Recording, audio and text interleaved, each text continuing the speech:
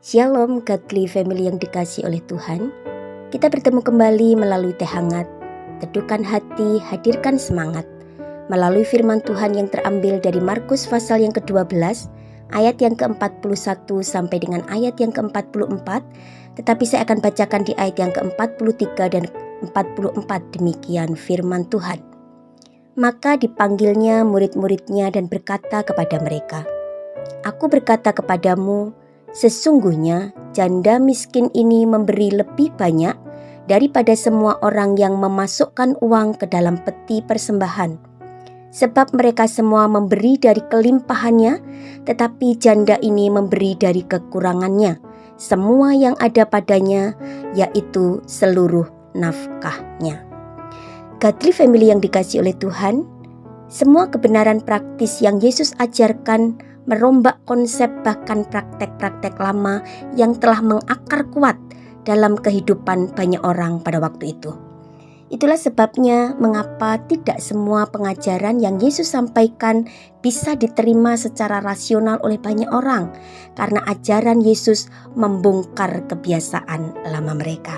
Seperti misalnya, orang tahu berzinah itu adalah berhubungan dengan yang bukan suami atau istri. Tetapi yang Yesus ajarkan adalah bahwa engkau hanya mengingini orang di dalam hati saja, itu sudah berzinah. Ketika orang berpendapat musuh itu harus dibenci, Yesus ajarkan, kasihilah musuhmu. Ketika orang berlomba mengumpulkan harta di dunia demi keamanan atau kenyamanan, dengan tegas Yesus katakan, jangan kumpulkan harta di bumi. Dan masih banyak lagi yang bisa kita temukan di bagian-bagian yang lain.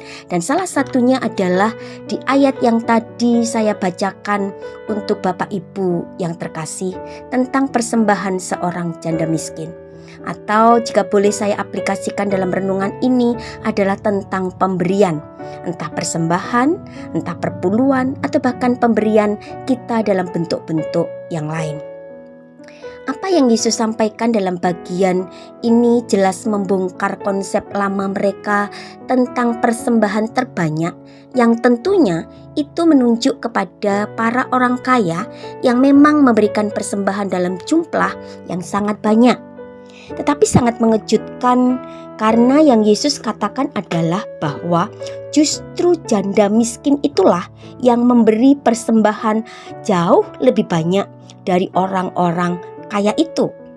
Padahal secara nominal janda ini hanya memberikan 2 peser uang saja. Mengapa? Karena Yesus tidak hanya sekedar melihat jumlah, tetapi Yesus melihat pengorbanan di balik pemberian itu. Meskipun secara jumlah janda miskin itu hanya memberikan 2 peser uang saja, tetapi itu adalah seluruh nafkahnya, semua yang ada padanya. Dia mengorbankan semua kebutuhan-kebutuhan pokoknya demi bisa memberi persembahan itu. Bagi Yesus, memberi itu bukan hanya sekedar menyerahkan atau membagi apa yang kita punya untuk orang lain atau gereja, tetapi seberapa besar perjuangan dan pengorbanan kita untuk pemberian itu. Seberapa besar perjuangan kita untuk menyangkal diri, untuk mematikan ego kita, untuk mengesampingkan realitas kita, atau bahkan untuk menunda dan meniadakan kebutuhan-kebutuhan kita sendiri demi pemberian itu. Ketulusan dan kerelaan memberi dengan pengorbanan di tengah kekurangan kita, inilah yang sangat dihargai dan berkenan di hati Yesus. Hari ini banyak orang yang bisa memberi, tetapi bukan dari kekurangannya, tetapi dari remah-remah kelebihannya. Memberi tidak dengan perjuangan dan berkorban, tapi justru keserakahan untuk menerima imbalan di balik pemberian itu. Saya memberi supaya saya dipuji, dihormati, dikasihi, disenangi, dan lain sebagainya. Sehingga sesungguhnya pemberian itu hanya sebagai umpan untuk kembali kepada saya dengan lebih banyak lagi. Ini bukan tentang hukum tabur tuai, tapi ini manipulasi.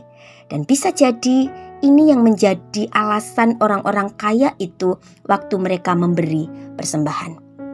Godly Family yang terkasih, renungan kita hari ini menjadi pelajaran praktis bagi kita tentang bagaimana kita harus mengubah mindset kita dalam memberi dan bagaimana kita harus mempraktekannya. Amin. Mari kita berdoa. Tuhan Yesus, selidikilah hati kami dan lihatlah motivasi kami ketika kami memberi. Ampuni kami jika seandainya pemberian kami menjadi pemberian yang tidak berkenan di hati-Mu, karena pemberian kami itu bukan hasil dari perjuangan dan pengorbanan kami. Ampuni jika masih ada motivasi-motivasi yang salah di balik pemberian itu. Ajari kami Tuhan, supaya kami tidak hanya memberikan baik kepada Tuhan maupun kepada sesama kami yang merupakan sisa-sisa dari kelebihan kami. Ajari kami untuk kami memberikan pemberian yang terbaik dengan tulus, dengan rasa cinta dan penghargaan, baik kepada Tuhan maupun kepada sesama.